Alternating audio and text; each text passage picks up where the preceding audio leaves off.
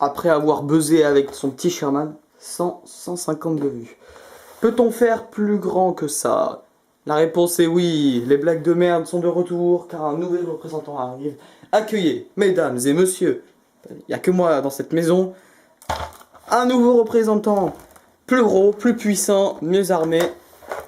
Je mets les deux à côté, vous le voyez, c'est des nouveaux chars.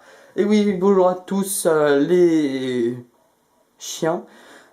C'est une nouvelle vidéo qui s'annonce aujourd'hui, une vidéo un peu spéciale qui n'était pas prévue à la base, je l'ai faite parce que j'ai pensé à vous, je me suis dit, et s'il en avait un nouveau? Les chars ont tellement buzzé, hein. Eh ben le voilà, le nouveau, celui qui est à gauche, le char allemand. Et oui, après les Américains, j'étais obligé de mettre les Allemands. Et qui dit char télécommandé, qui dit télécommande. Et oui, une télécommande plutôt chelou. Attendez, une télécommande plutôt chelou. En fait, là, dans l'ancienne télé, là où l'ancienne télécommande, là où il y avait juste un stick, avancé et tourelle, là c'est complètement différent. Avancer, il faut presser les deux boutons comme ça. Parce qu'en fait, ça correspond à avancer à gauche et avancer à droite. Là, c'est pour l'allumer, là, c'est pour tirer. Et là, c'est les deux sticks de la tourelle. Alors oui, il y a beaucoup moins de contrôle que sur l'ancienne télécommande. C'est déjà ça, hein. En fait, la télécommande, là où ça ressemblait juste à un bloc noir, là c'est carrément un jetpack. Et bah c'est plutôt bien fait, enfin c'est plutôt mal fait. Et là avec le collage, c'est pas un placement de produit, hein, pas à ce point là quand même. Je n'oserais pas aller jusqu'à là. Juste pour dire que si je fais cette vidéo qui n'était pas prévue à la base, c'est pour présenter mon nouveau char, étant donné que c'était pas par hasard. Donc pour parler du char en général, c'est un char allemand construit dans l'année 1944 qui a été produit à 485 exemplaires. Alors vous le voyez mal, mais moi je vis le moment à l'instant réel. Il a la technique classique des Allemands, le peinturage zimmerik, la ligne horizontale qui enlève les lignes magnétiques.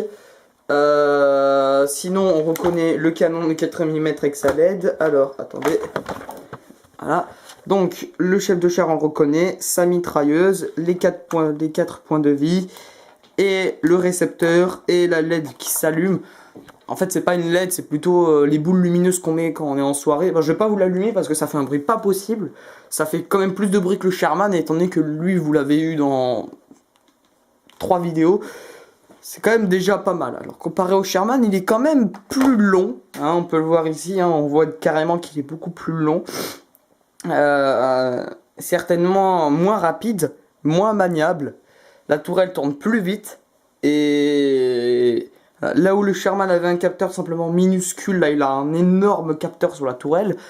Et à part ça, il fait un peu les mêmes choses que le Sherman en fait. Hein, c'est un peu dommage. Dommage dans le sens qu'en fait, j'attendais cette question.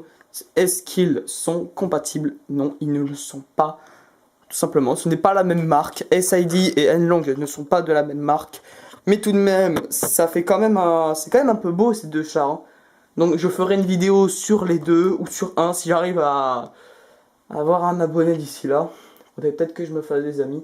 Et bah oui, hein, autant en avoir un, autant en avoir deux et autant les essayer. Il y aura une petite vidéo spéciale, ne vous inquiétez pas. Hein. Et si, je crois que j'ai tout dit, non? Ouais. T'en penses quoi? Ah merde, je suis tout seul. Bah, du coup, je crois que c'est la fin de cette vidéo. Hein. Je vous dis au revoir et vous allez le retrouver, lui, vous inquiétez pas.